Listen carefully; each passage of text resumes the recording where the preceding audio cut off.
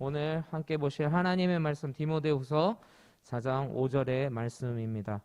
우리 성경을 가지고 계신 분들은 성경을 찾으시고, 없으신 분들 우리 함께 PPT 화면을 보시면서, 또 방송으로 예배하시는 분들 PPT 화면을 보시면서 함께 하나님의 말씀 봉독하시겠습니다. 시작. 그러나 너는 모든 일에 신중하여 고난을 받으며 전도자의 일을 하며 내 직무를 다하라. 아멘. 신중의 뜻과 순간 그리고 이유라는 주제를 가지고 말씀을 나누겠습니다. 요즘 우리 살아가는 이 사회에서는 이 신중이라는 단어가 참 많이 들립니다. 그 이유는 여러분들 잘 아시겠지만 우리가 함께 기도하고 있는 3월 9일의 대선 때문인 것 같습니다.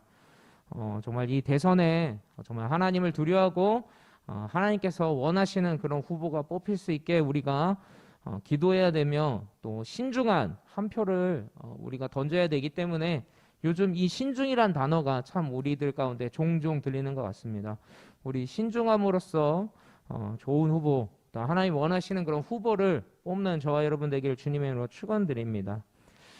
오늘 그래서 이 신중이란 단어를 검색하는데 말씀 가운데에도 하나님께서 성경에서 신중이라는 말씀을 어떻게 사용하셨는지를 좀 찾아보게 돼서 오늘 이 본문 말씀을 여러분들과 나누게 되었습니다. 이 신중의 뜻을 먼저 한번 우리가 살펴보기를 원하는데요. 신중은 국어사전에는 이렇게 나와 있습니다. 매우 조심스러움이 바로 신중이라고 나와 있는데요. 성경이 말하는 신중은 정말 우리가 알고 있는 그런 신중의 뜻과는 조금은 달랐습니다. 성경에 오늘 말씀에 나온 그 신중의 그 단어가 원어에서는 네포라는 단어였습니다. 성경의 신중은 헬라어로 네포라는 단어였는데요. 이 네포의 뜻이 참 재밌었습니다. 네포의 뜻은 술 취하지 말라라는 뜻이었습니다. 조금은 저는 기대했던 거와는 좀 다른 뉘앙스였습니다. 신중하라는 말을 하나님께서 어떤 의미로 사용하시고 그 단어가 사용되는 걸 허락하셨을까를 고민하고 찾아봤는데, 술 취하지 말라라는 이 단어가 나오니까 조금은 기대했던 것보다는 좀 약하다라는 생각을 했습니다. 그 이유는 세상 사람들도 신중할 때는 술을 먹지 않는 것 같아요. 고민할 때는 뭐 마시는 것 같은데, 신중하게 뭔가 판단을 해야 될 때는 맨정신에 해야 된다는 건 상식 중에 상식이죠. 세상 사람들도 술 취한 상태에서는 신중한 판단을 내리지 않을 것 같다라는 그런 생각을 했기 때문에 술 취하지 말라라는 말이 과연 정말 그 단어 그 뜻 그대로 거기서 멈추는 것일까라는 생각을 좀 하게 되었습니다. 묵상하는 가운데 그런데 하나님께서 한 구절을 떠오르게 하셨습니다. 에베소서 5장 18절입니다. 함께 읽겠습니다. 술 취하지 말라. 이는 방탕한 것이니 오직 성령으로 충만함을 받으라. 아멘. 이 구절을 보는 순간 이거구나 하고 확신하게 되었습니다. 우리 성경은 세상과 참 다른 것이 있죠. 성경은 세상을 이분합니다. 세상은 계속해서 죄를 죄라고 얘기하지 않습니다. 그 사정이 있다. 요즘에 이런 그 영화들을 보면은 참 느끼는 건데, 예전의 영화들은 권성징악이었습니다. 악을 이렇게 멸하고 선이 이기고 이런 거에 사람들이 열광을 했었는데, 요즘 영화들의 특징이 있어요. 악이 악인지 분명히 이게 이유가 있어서 걔네가 그런 거야 이런 식으로 자꾸 설명을 하니까 착한 사람이 착한 사람인지 나쁜 사람인지 나쁜 사람인지 정말 이 구별이 잘 안 되게 모호하게 얘기를 한다는 거예요. 하지만 성경은 그렇지가 않아요. 성경은 악은 분명히 악이라고 얘기를 합니다. 마귀가 분명히 존재하고 악한 것이 존재한다. 선은 하나님밖에 없다. 이것을 분명하게 얘기하는 것이 바로 성경인 줄 믿습니다. 우리 성경은 계속해서 중간이 없다라고 이야기를 하는데요. 요한계시록 3장 16절에 미지근하여 뜨겁지도 아니하고 차지도 아니하면 내 입에서 너를 토하여 버리겠다고 하시고요. 또 마태복음에서 모든 민족을 그 앞에서 모으고 각각 구분하기를 목자가 양과 염소를 구분한 것 같이 하여 양은 그 오른편에 염소는 왼편에 두리라. 분명하게 나눈다. 죄를 범한 그 죄악들은 다 멸하게 돼 있고, 하나님 믿는 자들, 구원받는 자들은 천국이다. 분명하게 이분하고 있다라는 것입니다. 그렇기 때문에 술 취하지 말라.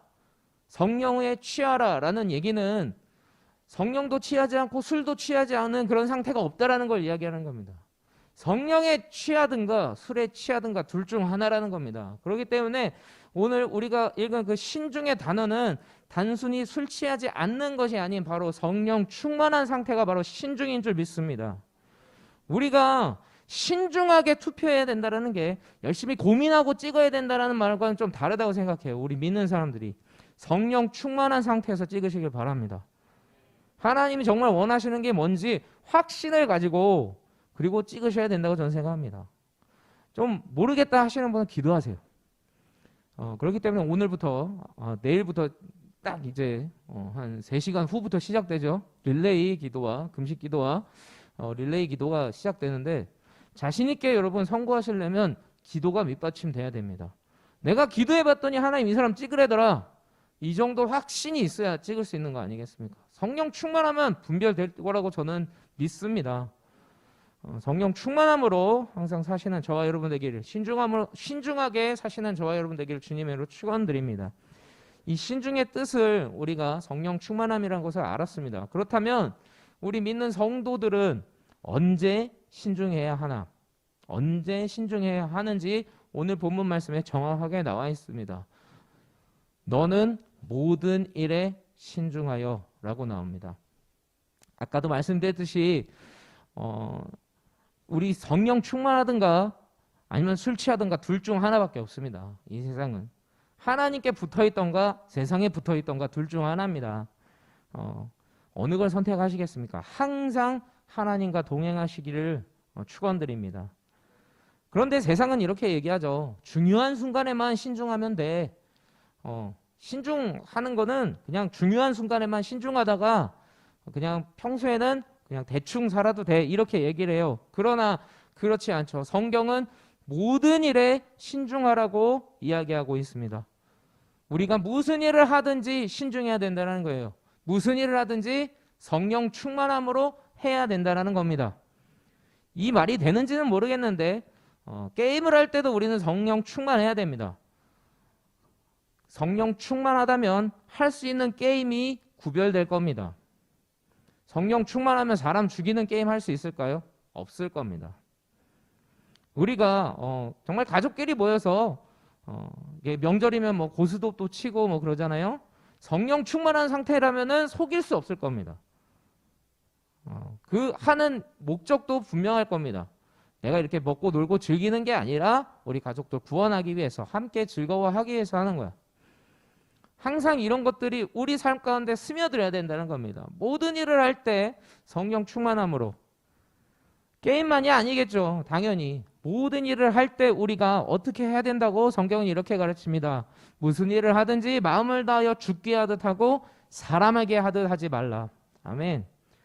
하나님께서 원하시는 것은 우리가 삶 가운데 단 1분 1초라도 헛되이 살기를 원치 않으시는 게 우리 하나님입니다. 우리를 그만큼 사랑하시기 때문에 우리의 인생이 조금도 의미 없게 지나가는 거 사실은 못 참아 하시는 분이 하나님이라는 거예요.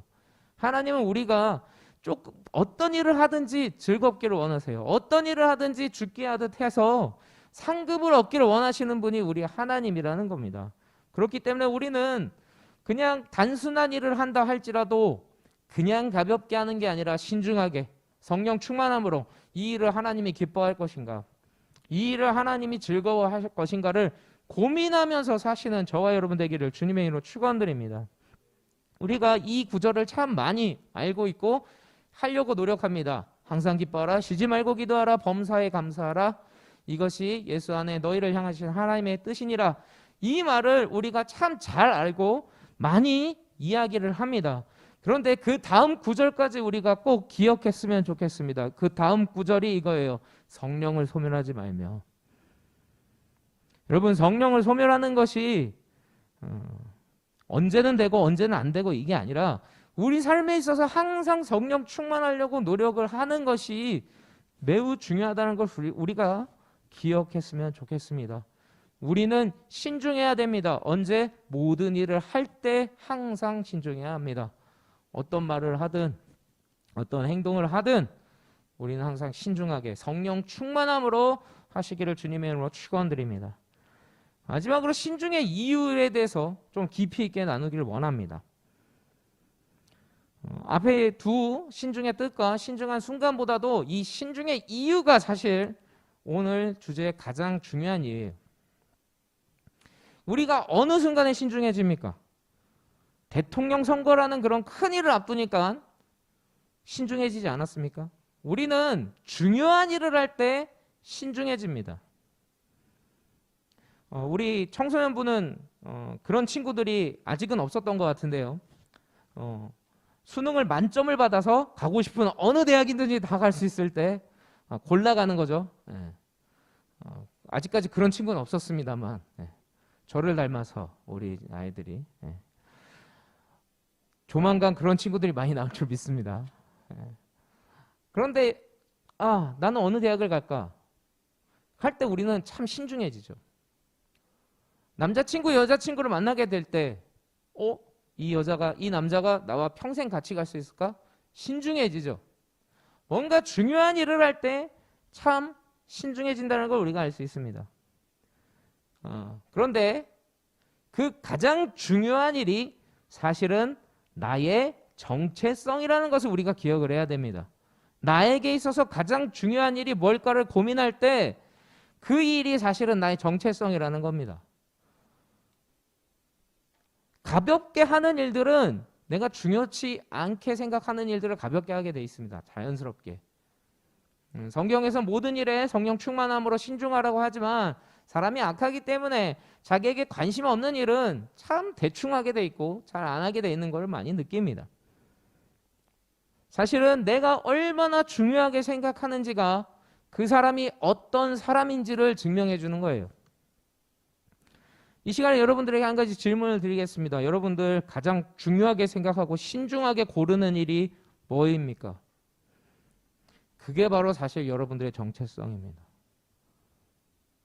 내가 돈을 버는데 가장 염려를 많이 하고 가장 신중하다면 사실 여러분들 돈이 여러분들의 정체성인 거예요.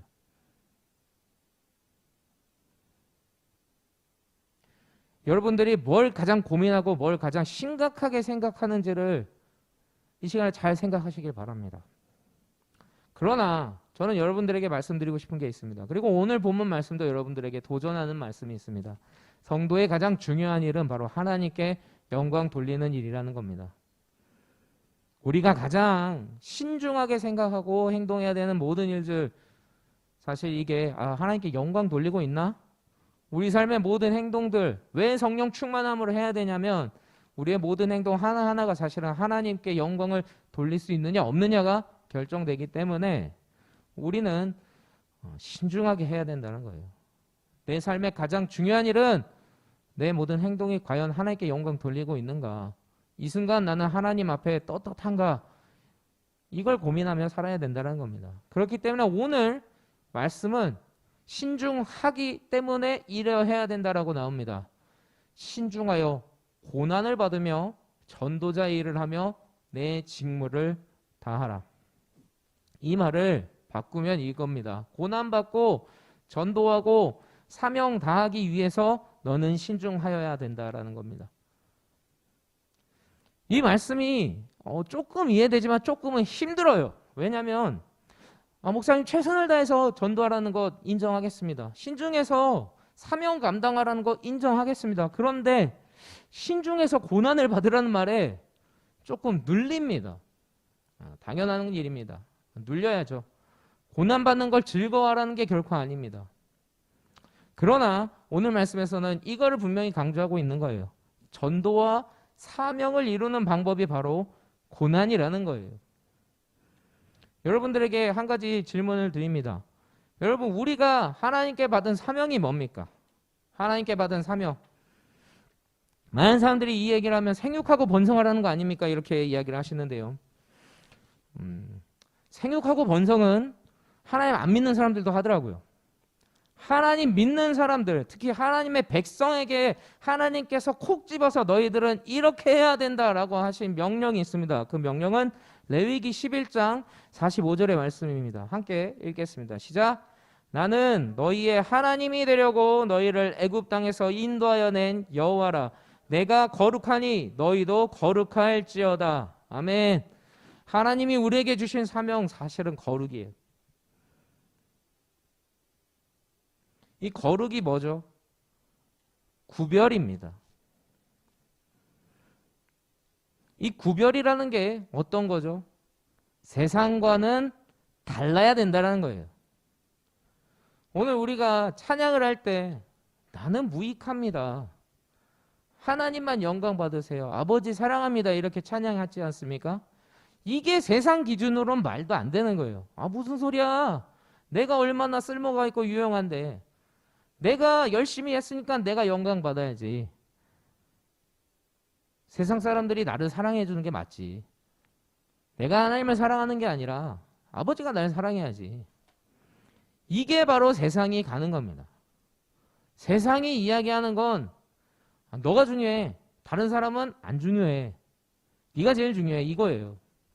하지만 하나님께서는 그렇게 살지 말라고 분명히 얘기를 하시는 거예요. 거룩해야 된다 너희들. 세상이 이렇게 간다고 해도 너희들만은 하나님 뜻대로 가야 된다. 세상이 아무리 옳다고 해도 하나님이 옳지 않다 하는 건 우리가 옳지 않다라고 얘기를 하는 것이 바로 거룩입니다. 그게 바로 구별이에요. 세상이 아무리 유행에 휩쓸려서 이쪽으로 다 간다 해도 하나님이 그거 싫어하면 안 가야죠. 아까 그 선거 얘기를 잠깐 했는데요. 선거도 마찬가지입니다.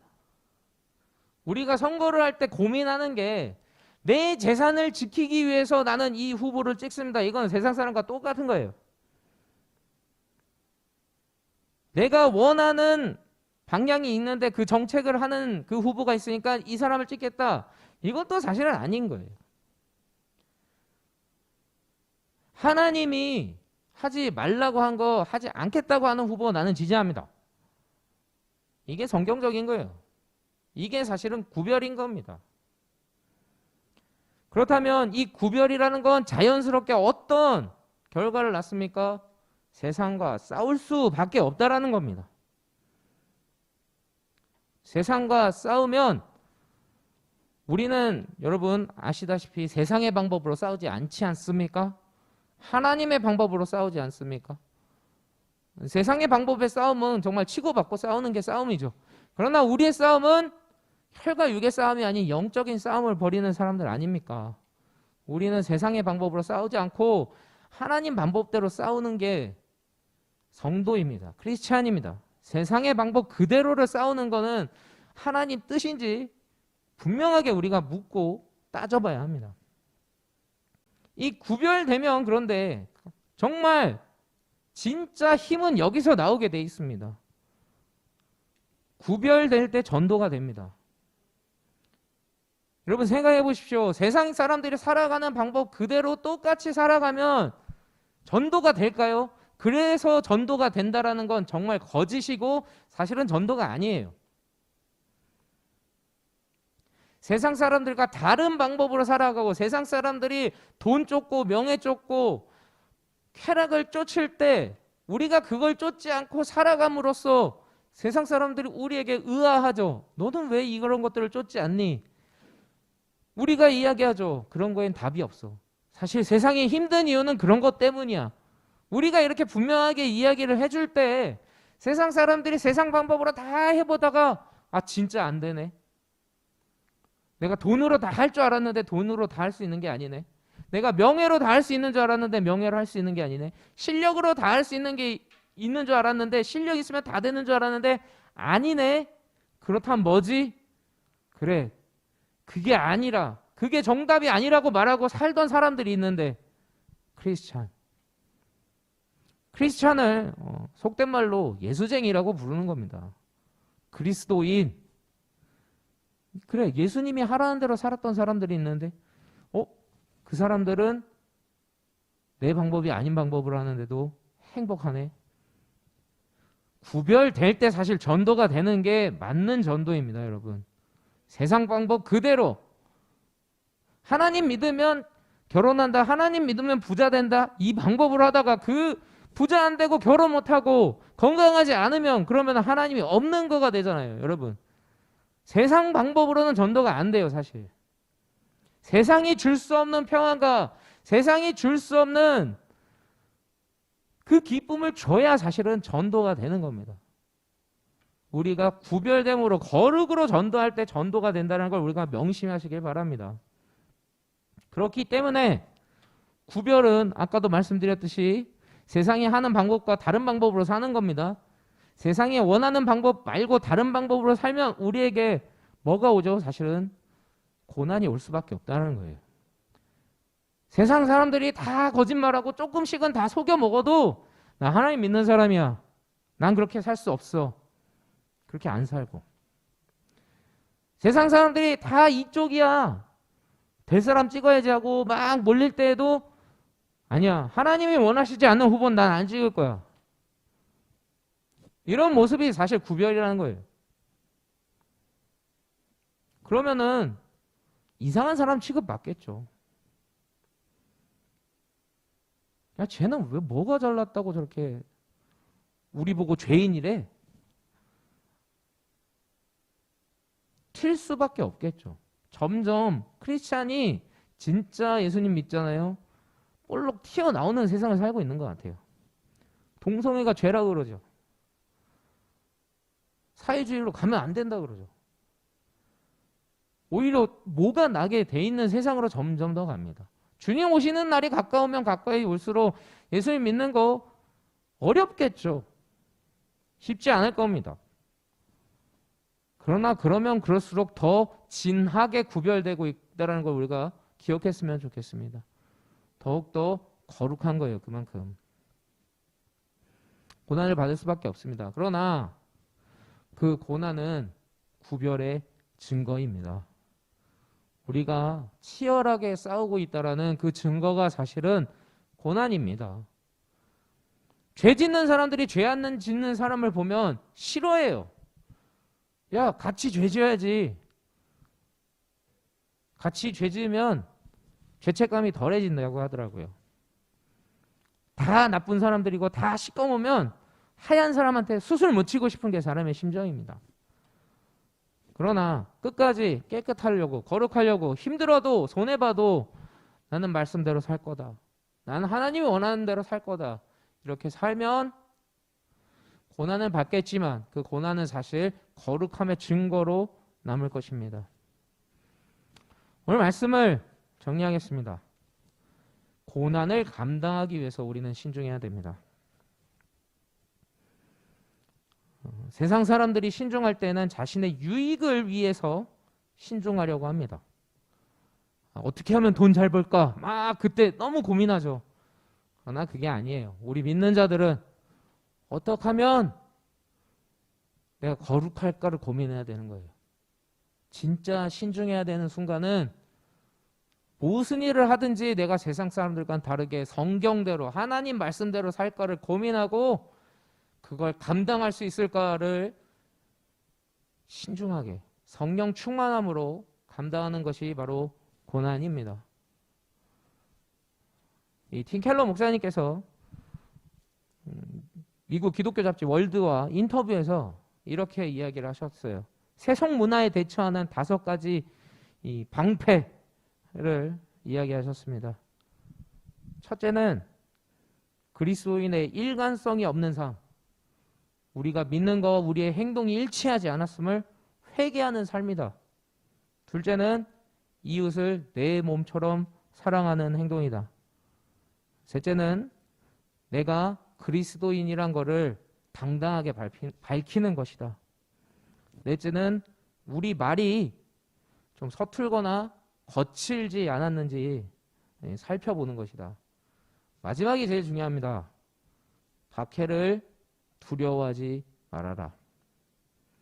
우리가 하나님 말씀대로 살면 세상에서 고난을 받을 겁니다. 박해를 받을 겁니다. 너 왜 깨끗하게 사냐?